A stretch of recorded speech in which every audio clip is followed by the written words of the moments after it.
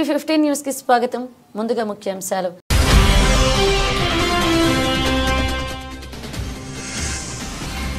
బడ్జెట్లో తెలంగాణకు కేటాయింపులు జరిగాయి. కీలక విషయాలు వెల్లడించిన కేంద్ర మంత్రి.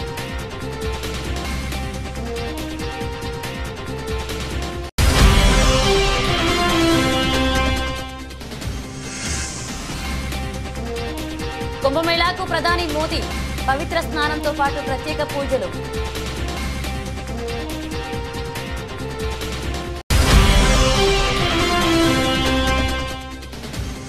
విద్యా వ్యవస్థపై ప్రధాని మోదీ సంచలన వ్యాఖ్యలు. పోలింగ్ ముందు ఆమ్ ఆద్మీ పార్టీపై బాంబు పేల్చిన ప్రధాని Modi.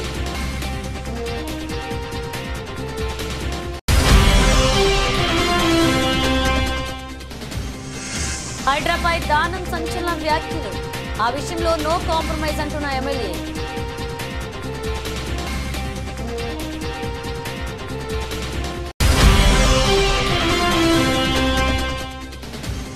Trump Modi big meeting కు రంగం సిద్ధం. ప్రధాని అమెరికా టూర్ షెడ్యూల్స్ ఫిక్స్ చేసిన అధికారులు.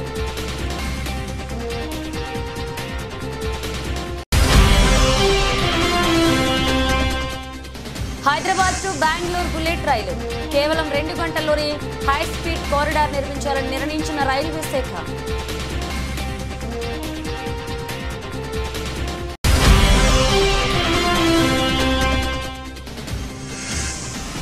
బ్యాటింగే చేస్తానంటే సరిపోదు, అభిషేక్ కు హర్భజన్ వార్నింగ్.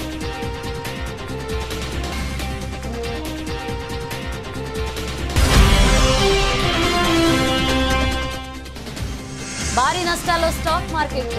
500 పాయింట్లకు పైగా లాభంతో మొదలైన సెన్సెక్స్.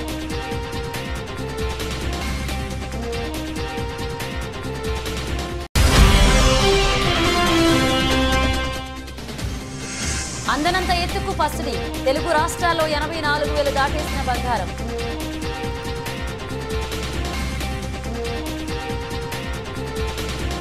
తెలంగాణకు కేంద్ర బడ్జెట్లో రైల్వేకు 5,337 కేటాయింపులు జరిగాయని రైల్వే శాఖ మంత్రి అశ్విని వైష్ణవ్ అన్నారు. ఉమ్మడి ఆంధ్రప్రదేశ్లో యూపీఏ హయాంలో 886 కోట్లు మాత్రమే ఇచ్చారని తెలిపారు. ఢిల్లీలో అశ్విని వైష్ణవ్ మీడియా సమావేశంలో మాట్లాడుతూ తెలంగాణలో 41,667 కోట్ల పెట్టుబడి పెట్టామని చెప్పారు. తెలంగాణలో 1,322 కిలోమీటర్ల కవచ్ ఏర్పాటు చేస్తామని తెలిపారు.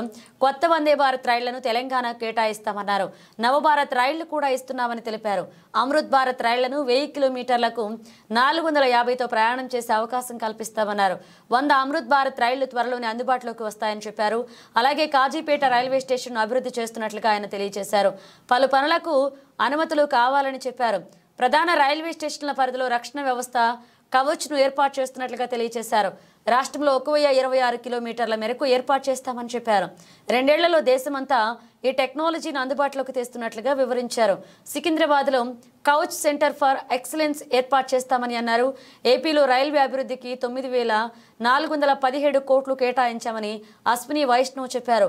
యూపీఏ హయాంలో కంటే 11 రెట్లు అధికంగా నిధులు కేటాయించామని తెలిపారు. ఏపీలో 84,559 కోట్ల రూపాయల ప్రాజెక్టులు జరుగుతున్నాయని చెప్పారు. 73 రైల్వే స్టేషన్లు అభివృద్ధి చేశామన్నారు. 100% రైల్వే లైన్ల విద్యుదీకరణ పూర్తయిందని, 1,560 కిలోమీటర్ల రైల్వే ట్రాక్ నిర్మించామని చెప్పారు. ఏపీ ముఖ్యమంత్రి సహకారానికి ధన్యవాదాలన్నారు. 8 వందే భారత్ రైళ్లు 16 జిల్లాలను కలుపుతూ ఏపీలో సేవలు అందిస్తున్నాయని చెప్పారు. భవిష్యత్తులో ఏపీకి మరిన్ని వందే భారత్ రైళ్లు వస్తాయని స్పష్టం చేశారు. దేశవ్యాప్తంగా 110 కిలోమీటర్ల వేగంతో వెళ్లేందుకు ట్రాక్ ను సిద్ధం చేస్తున్నామని తెలియజేశారు. కొన్ని రూట్లలో 130 కిలోమీటర్ల వేగం, కొన్ని రూట్ల 160 కిలోమీటర్ల వేగంతో రైళ్లు ప్రయాణించేలాగా ట్రాక్స్ సిద్ధం చేస్తున్నామని అశ్విని వైష్ణవ్ తెలియజేశారు. 886 for combined, both states combined, it was 886 crore. Now it is only for Telangana 5,337 crore. This is again a matter of pride that entire Telangana state is now 100% electrified. The network of Telangana is now 100% electrified. I want you to take a note of very important data. The third point I would like to share with you, please take note of this. It's a very important number. the total investment of railways in the state of Telangana is 41,677 crore rupees. 41,677 crore rupees. Investment means investment in new railway lines, in electrification now completed already, but some lines will be upgraded. Then new stations to be done, new workshops being upgraded, Kazipet station, Kazipet production unit being created, upgraded, being set up. So combined all that total investment is 41,677 crore rupees. Most railway projects have a time period, land acquisition, permits, forest approvals, then comes the construction phase. So this is the investment being done for the projects which are sanctioned as on today. This will obviously, as projects get completed, this amount will reduce, and more projects get added, this amount will increase, right? Telangana takes the lead in installing Kavach because most of the testing and development work is being done in Secunderabad, where the Center of Excellence for Kavach is located. Center of Excellence for Kavach is located in Secunderabad. So in Telangana, 1,326 kilometers of Kavach will be installed. So that 1,326 kilometers. This is huge, and this. ప్రధాని మంత్రి నరేంద్ర మోదీ ఫిబ్రవరి 5న ప్రయాగ్రాజ్ మహాకుంభ మేళాను సందర్శించనున్నారు. ప్రతిపాదిత schedule ప్రకారం మోదీ ఉదయం 10:30 గంటలకు ఫిబ్రవరి 5న ప్రయాగ్రాజ్కు చేరుకుంటారు. ఆ క్రమంలో ప్రధాని మహాకుంభ మేళాను సందర్శించే సమయంలో ప్రత్యేక పూజలతో పాటుగా పవిత్ర స్నానం చేయనున్నారని తెలుస్తుంది.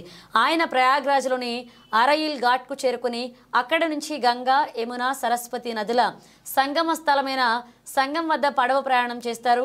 ఆ క్రమంలో అక్కడి పవిత్ర సంగమ నదుల్లో ఆయన పవిత్ర స్నానం చేయనున్నారు.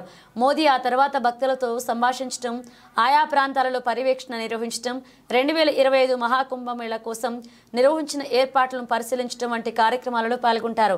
మేళా అధికారులు వివరించినట్లుగా ముందుగా నిర్ణయించబడిన షెడ్యూల్ ప్రకారం ముఖ్యంగా స్టేట్ పెవిలియన్, నేత్ర కుంభ్ సందర్శనలో మార్పులు చేస్తామని అధికారులు ప్రకటించారు. దీంతో ఆయనకు కుంభమేళా ఒక ప్రత్యేకమైన ఆధ్యాత్మిక అనుభవాన్ని ఇవ్వనుంది. ఫిబ్రవరి 5 ఒక ప్రత్యేకమైన రోజు, ఎందుకంటే ఇది మాఘ అష్టమి, భీష్మాష్టమి వచ్చిన రోజు. ఈ రోజుకు హిందూ సాంప్రదాయంలో ఆధ్యాత్మిక విశేషత కలిగి ఉంది. మాఘ అష్టమి హిందూ మాఘమాసం 8వ రోజున జరుపుకునే పవిత్రమైన రోజు. ఈ రోజున భక్తులు త్రివేణి సంగమ స్థలంలో పవిత్ర స్నానాలు చేస్తారు. ఆ క్రమంలో ఆధ్యాత్మిక సాధనలు, పూజలు, ధ్యానాలు, దాన ధర్మాలు నిర్వహించబడతాయి. ఇది గుప్త నవరాత్రి సమయంలో కూడా వస్తుంది. हरोहरा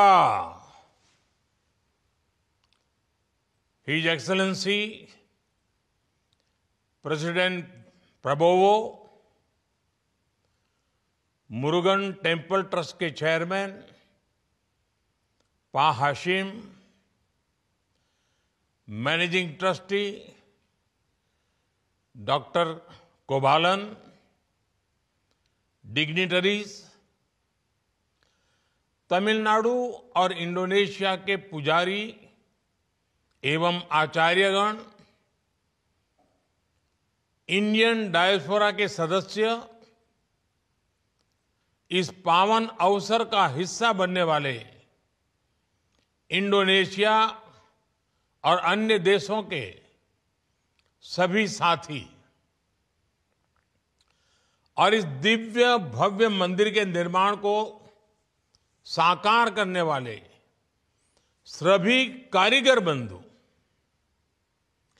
ये मेरा सौभाग्य है कि मैं जकार्ता के मुरुगन टेम्पल के महाकुंभ अभिषेकम जैसे पुनीत कार्यक्रम का हिस्सा बन रहा हूं. माय ब्रदर प्रेसिडेंट प्रबोवो, उनकी मौजूदगी ने इसे मेरे लिए और विशेष बना दिया है. मैं फिजिकली भले ही जकार्ता से सैकड़ों किलोमीटर दूर हूं, लेकिन मेरा मन इस आयोजन के उतने ही करीब है जितना भारत इंडोनेशिया के आपसी रिश्ते। अभी कुछ ही दिन पहले प्रेसिडेंट प्रबोवो भारत से 140 करोड़ भारतवासियों का प्यार लेकर गए हैं। मुझे विश्वास है उनके जरिए आप सब हर भारतीय की शुभकामनाओं को वहां अनुभव कर रहे होंगे। मैं आप सभी को और भारत इंडोनेशिया समेत दुनिया भर में भगवान ఢిల్లీ అసెంబ్లీ ఎన్నికల పోలింగ్ ముందు ప్రధాని నరేంద్ర మోదీ ఆమ్ ఆద్మీ పార్టీపై బాంబు పేల్చారు. ఢిల్లీలో విద్యార్థులతో ముచ్చటించిన ప్రధాని మోదీ ఇక్కడ పాఠశాలల్లో 9వ తరగతి దాటి చదివేందుకు అందరూ విద్యార్థులను ఆమ్ ఆద్మీ పార్టీ అనుమతించడం లేదు అని చెప్పారు. కేవలం పాస్ అవుతారన్న గ్యారంటీ ఉన్న వారికి మాత్రమే పై తరగతులకు పంపిస్తున్నారని తెలిసిందన్నారు. రిజల్ట్ సరిగా రాకపోతే ప్రభుత్వం పరువు పోతుందని వారు భావిస్తున్నారని ఫైర్ అయ్యారు. విద్యార్థులను పై చదువులు చదవకుండా విద్యా వ్యవస్థలను అవినీతికి పాల్పడుతుంది అన్నారు. ఆ ప్రతిష్టను పెంచుకునేందుకే విద్యార్థుల భవిష్యత్తును నాశనం చేస్తున్నారని మోదీ మండిపడ్డారు. ఢిల్లీ పాఠశాలల్లో 9వ తరగతి 11వ తరగతిలో ఫెయిల్ అయ్యే విద్యార్థుల సంఖ్య అధికంగా ఉందన్న ఆరోపణలు ఎప్పటి నుంచో ఉన్నాయి. 9వ తరగతిలో ఏటా 1,00,000 మందికి పైగా ఫెయిల్ అవుతున్నారని విద్యాశాఖ లెక్కలు చెబుతున్నట్లుగా సమాచారం. ఈ నేపథ్యంలో ఢిల్లీ విద్యా వ్యవస్థపై ప్రధాని మోదీ వ్యాఖ్యలు సంచలనంగా మారాయి. मैंने सुना है ये दिल्ली में 9वीं कक्षा के बाद बच्चों को आगे जाने ही नहीं देते। जो बच्चे गारंटी है पास होंगे उन्हीं को जाने दें। क्यों? क्योंकि उनका रिजल्ट खराब हो जाएगा तो मेरी सरकार की इज्जत खराब हो जाएगी, इसलिए बड़ा बेईमानी का काम होता है। ఖైరతాబాద్ ఎమ్మెల్యే దానం నాగేందర్ సంచలన వ్యాఖ్యలు చేశారు. హైడ్రా విషయంలో వెనక్కి తగ్గేది లేదన్నారు. పేదల ఇళ్లు కూల్చుతామంటే ఊరుకోనన్నారు. తనకు ఎలాంటి నోటీసులు రాలేదని చెప్పారు ఆయన. అధికారుల విషయంలో కాంప్రమైజ్ అవ్వనని దానం తేల్చి చెప్పారు. వైఎస్ హయాంలో కూడా తాను కాంప్రమైజ్ అవ్వలేదన్నారు. తనపై 173 కేసులున్నాయి, పోతే జైలుకు పోతా అని దానమన్నారు. తన ఇంట్లో వైఎస్ కేసీఆర్ ఫోటోలు ఉన్నాయని చెప్పారు. ఎవరి అభిమానం వాళ్లది, ఇష్టమైన నేతల ఫోటోలు ఉంటే తప్పేంటంటూ ప్రశ్నించారు దానం. హైడ్రా విషయంలో తొలి నుంచి అసంతృప్తిగా ఉన్నారు దానం. ఇటీవలే తాను చెప్పినా కూడా ఆపకుండా కూల్చివేయడంపై ఆయన అధికారులపై ఆగ్రహంతో ఉన్నారు. కూల్చివేతల విషయంలో అధికారులు ఏకపక్షంగా వ్యవహరిస్తున్నారని అన్నారు. ఖైరతాబాద్ ఎమ్మెల్యే దానం నాగేందర్ పేదలను ఇబ్బంది పెట్టేలా వారి వ్యవహారం ఉండదన్నారు. కూల్చివేతలు చేపట్టాలని భావిస్తే ముందు ఓల్డ్ సిటీ నుంచే మొదలు పెట్టాలని ఇటీవలే ఓ మీడియాతో మాట్లాడుతూ అధికారులకు సవాల్ విసిరారు.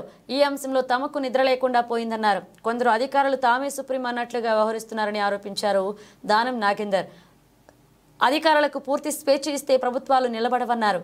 అధికారులు ప్రభుత్వం కంట్రోల్లో ఉండాలని, ప్రభుత్వ నిర్ణయాలకు తగ్గట్టుగా నడుచుకోవాలని అభిప్రాయపడ్డారు.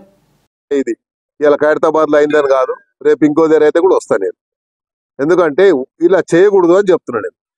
అందుకే చెప్పాను, ఇది ఒక పాలసీ డిసిషన్ కింద తీసుకుంటే ఒక నోటీస్ ఇవ్వండి, ఒక పబ్లిక్ నోటిఫికేషన్ ఇవ్వండి అధికారులకు చెప్తున్నాను నేను. మీరు ముఖ్యమంత్రి గారి దగ్గరనో లేకుంటే డిపార్ట్మెంట్ నుంచి ఏదైనా ఆదేశాలు వస్తే నోటిఫికేషన్ ఇచ్చి ఈ ప్రాంతంలో ఇది సెట్ బ్యాక్ ప్రోగ్రామ్ ఉంది అని చెప్పండి. మరి పెద్ద పెద్ద బిల్డింగ్లు నేను చూశాను, నేను అదే చెప్పాను ఆ డీసీపీ గారికి. పెద్ద పెద్ద బిల్డింగ్లు వాళ్ళు సెట్ బ్యాక్ చూపించారు, కానీ దాన్ని పార్కింగ్ కింద వాడుకుంటారు. ఆ సెట్ బ్యాక్ ఇచ్చిన తర్వాత ఏదైతే ప్యాసేజ్ వదులుతారో అది పెడెస్ట్రియన్స్ వాడడానికి మరి నడిచే వాళ్ళకు దారి అది.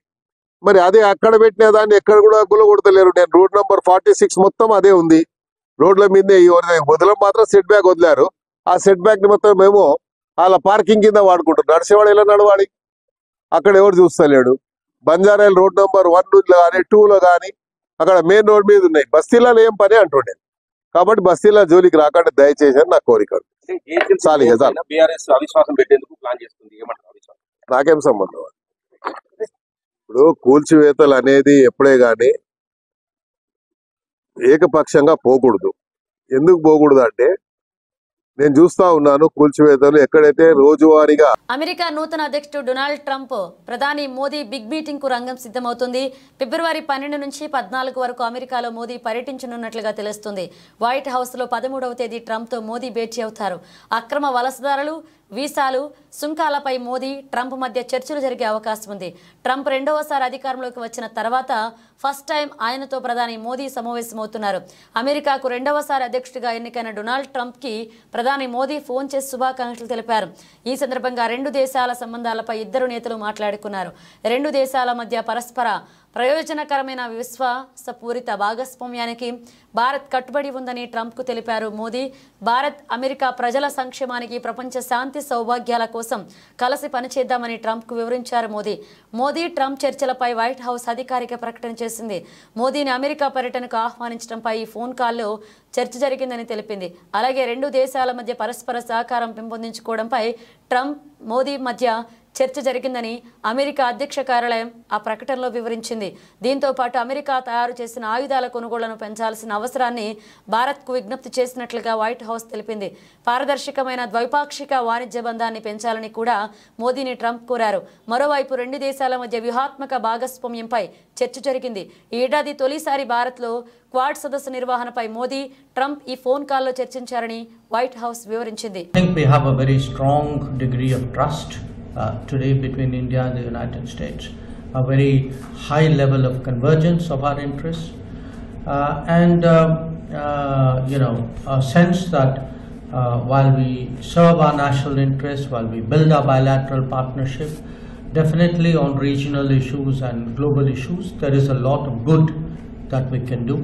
So that sense of global good was also very evident in conceptually in what we discussed. In terms of the bilateral ties, I think now you do understand this was the first day of the administration, so obviously we had a sort of essentially a broad brush conversation, didn't get too deep into details, but there was, I think, an agreement, a consensus between us that we need to be bolder, we need to be bigger, we need to be more ambitious. The interactions between us should be more intensive. And some of our, some of the specifics we discussed, we want to promote the ease of building the relationship. That if, how do you make business, mobility, education, technology, defense security, how do you make it easier to do? Hyderabad వాసులు bullet రైళ్లు ఎక్కే రోజులు ఎంతో దూరంలో లేవు. దేశంలోని ప్రధాన నగరాలను బుల్లెట్ రైళ్లతో అనుసంధానించే భారీ ప్రాజెక్టులో మరొక కీలక అడుగు పడింది. హైదరాబాద్ ముంబై మధ్య 709 కిలోమీటర్ల మేర హై స్పీడ్ కారిడార్ నిర్మించాలని రైల్వే నిర్ణయించింది. ఈ కారిడార్ను బెంగళూరు వరకు విస్తరించాలని భావిస్తోంది. దీంతో పాటు మైసూరు, చెన్నై మధ్య నిర్మించి తలపెట్టిన హై స్పీడ్ రైల్ కారిడార్ను కూడా హైదరాబాద్ వరకు విస్తరించాలని యోచిస్తుంది. అదే జరిగితే హైదరాబాద్ నుంచి ముంబై, చెన్నై, బెంగళూరు మధ్య ప్రయాణ దూరం గంటల్లోకి తగ్గిపోతుంది. ప్రస్తుతం ముంబై, అహ్మదాబాద్ మధ్య జపాన్ సంస్థ సాంకేతికత, ఆర్థిక సాయంతో హై స్పీడ్ కారిడార్ నిర్మిస్తున్నారు. ఈ మార్గంలో జపాన్ తయారీ బుల్లెట్ రైలు నడవనుంది. ఆ తర్వాతి దశలో మరిన్ని హై స్పీడ్ కారిడార్లు నిర్మించనున్నారు. వాటిలో పైన పేర్కొన్న హైదరాబాద్ ముంబై, హైదరాబాద్ బెంగళూరు, హైదరాబాద్ చెన్నై మార్గాలు కూడా ఉన్నాయి. వీటిలో హైదరాబాద్ చెన్నై, హైదరాబాద్ బెంగళూరు కారిడార్లను ఎలివేటెడ్ భూగర్భ మార్గాలను నిర్మిస్తారు. హైదరాబాద్ బెంగళూరు మధ్య దూరం 618 కిలోమీటర్ల. సాధారణ సూపర్ ఫాస్ట్ ఎక్స్ప్రెస్లలో హైదరాబాద్ నుంచి బెంగళూరు వెళ్లేందుకు 11 గంటలు, వందే భారత్లో 8.5 గంటల సమయం పడుతుంది. అదే బుల్లెట్ రైలు అందుబాటులోకి వస్తే కేవలం 2 గంటల్లోనే బెంగళూరు చేరుకునే వెసులుబాటు లభిస్తుంది. అలాగే హైదరాబాద్ చెన్నై మధ్య దూరం 757 కిలోమీటర్లు కాగా సాధారణ ఎక్స్ప్రెస్ రైళ్లలో అయితే 15 గంటల సమయం పడుతుంది. బుల్లెట్ రైలు అందుబాటులోకి వస్తే ఈ సమయం 2.5 గంటలకు తగ్గుతుంది. అయితే ఈ ప్రాజెక్టులు పూర్తయ్యేందుకు 10 నుంచి 13 సంవత్సరాలు పడుతుందని రైల్వే అధికారులు అంచనా వేస్తున్నారు.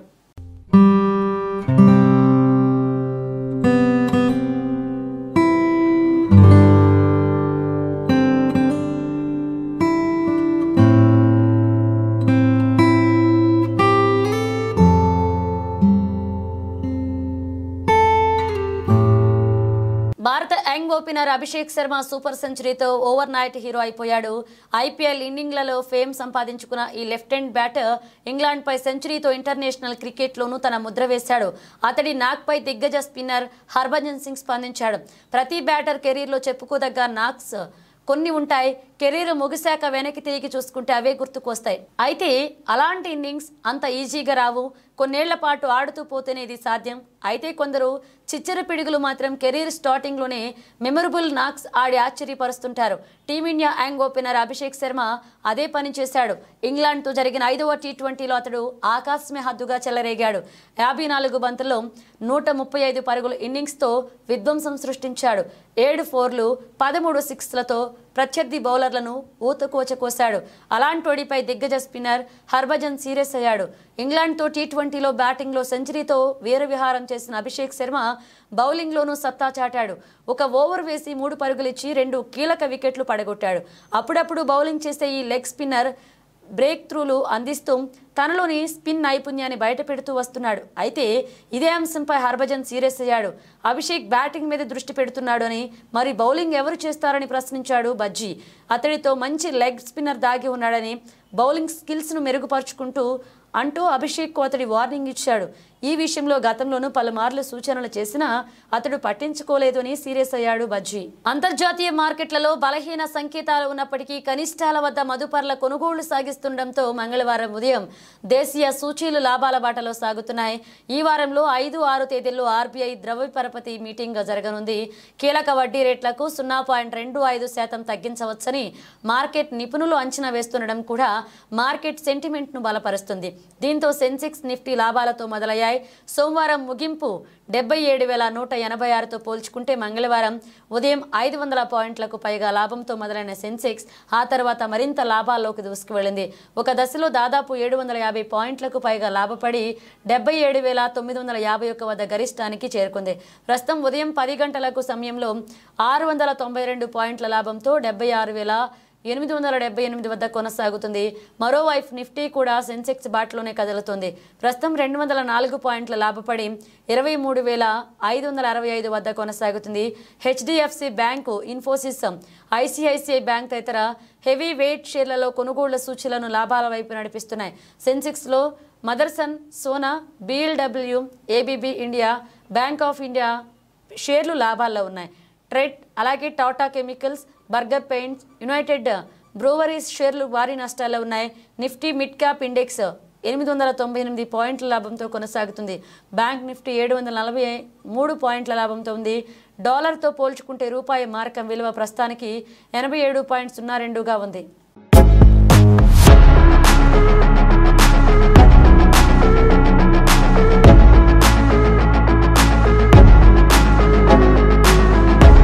బంగారం ధరలు భారీగా పెరుగుతూ పోతున్నాయి. ఆకాశమే హద్దుగా పసిడి ధరలు దూసుకు వెళ్తున్నాయి. గోల్డ్ ధర ఏకంగా 1,00,000కు చేరువవుతుంది. దీంతో అటు పసిడి ప్రియులకు కొనాలి అంటే బగ్గమంటున్న ధరలతో చుక్కలు కనిపిస్తున్నాయి. ప్రధానంగా హైదరాబాద్ సహా తెలుగు రాష్ట్రాల్లో gold rates all time record స్థాయిని తాకడంతో సామాన్య మధ్యతరగతి ప్రజలు ఆందోళన వ్యక్తం చేస్తున్నారు. గోల్డ్ ధర పెరగడానికి ప్రధాన కారణం అంతర్జాతీయంగా నెలకొంటున్న పరిస్థితులే అంటున్నారు మార్కెట్ విశ్లేషకులు. మరోవైపు పెళ్లిళ్ల సీజన్ ప్రారంభమైంది. ఈ నేపథ్యంలో బంగారు ఆభరణాలు కొనుగోళ్లు చేసేందుకు జనం ఎక్కువగా ఆసక్తి చూపిస్తున్నారు. ఈ కారణంగా కూడా బంగారం ధరలు భారీగా పెరుగుతున్నాయి. భారతదేశ వ్యాప్తంగా ఈరోజు బంగారం ధరలు పరిశీలించినట్లయితే 22 క్యారెట్ల బంగారం ధర 1 గ్రాము 7,704 కాగా 24 క్యారెట్ల బంగారం ధర 1 గ్రాము 8,404గా పలుకుతుంది. ఇక దేశంలోని ప్రధాన నగరాలు, పట్టణాల్లో పసిడి ధరలు ఎలా ఉన్నాయో పరిశీలించినట్లయితే హైదరాబాద్ 10 గ్రాముల పసిడి 22 క్యారెట్ల ధర 77,040గా ఉంది. 24 క్యారెట్ల బంగారం ధర 84,040గా కొనసాగుతుంది. విజయవాడలో 10 గ్రాముల పసిడి ధర 22 క్యారెట్ల ధర 77,040గా ఉంది. 24 క్యారెట్ల బంగారం ధర 84,040గా కొనసాగుతుంది.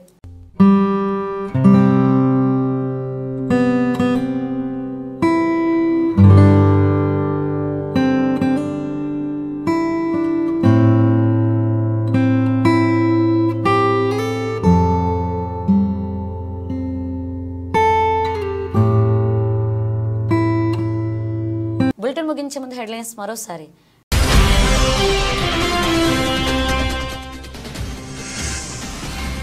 బడ్జెట్లో తెలంగాణకు కేటాయింపులు జరిగాయి. కీలక విషయాలు వెల్లడించిన కేంద్ర మంత్రి.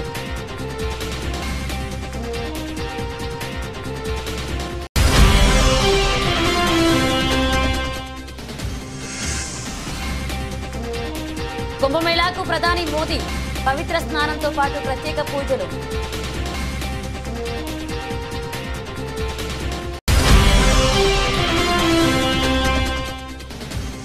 విద్యా వ్యవస్థపై ప్రధాని మోదీ సంచలన వ్యాఖ్యలు.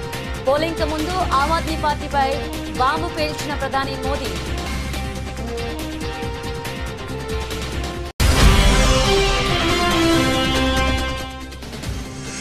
హైదరాబాద్ దానం సంచలన వ్యాఖ్యలు. ఆ విషయంలో నో కాంప్రమైజ్ అంటున్న ఎమ్మెల్యే.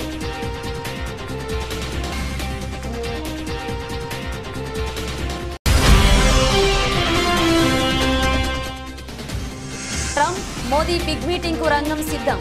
ప్రధాని అమెరికా టూర్ షెడ్యూల్స్ ఫిక్స్ చేసిన అధికారులు.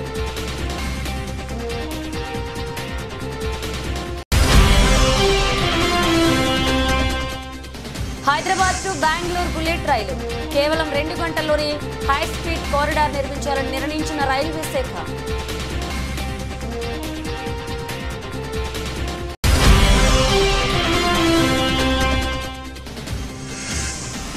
బ్యాటింగే చేస్తానంటే సరిపోదు, అభిషేక్ కు హర్భజన్ వార్నింగ్.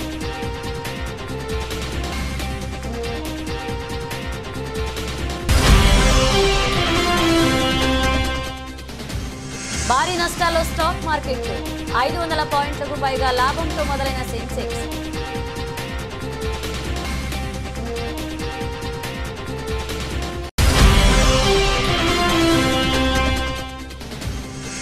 అందనంత ఎత్తుకు పసిడి. తెలుగు రాష్ట్రాల్లో 84,000 దాటేసిన బంగారం.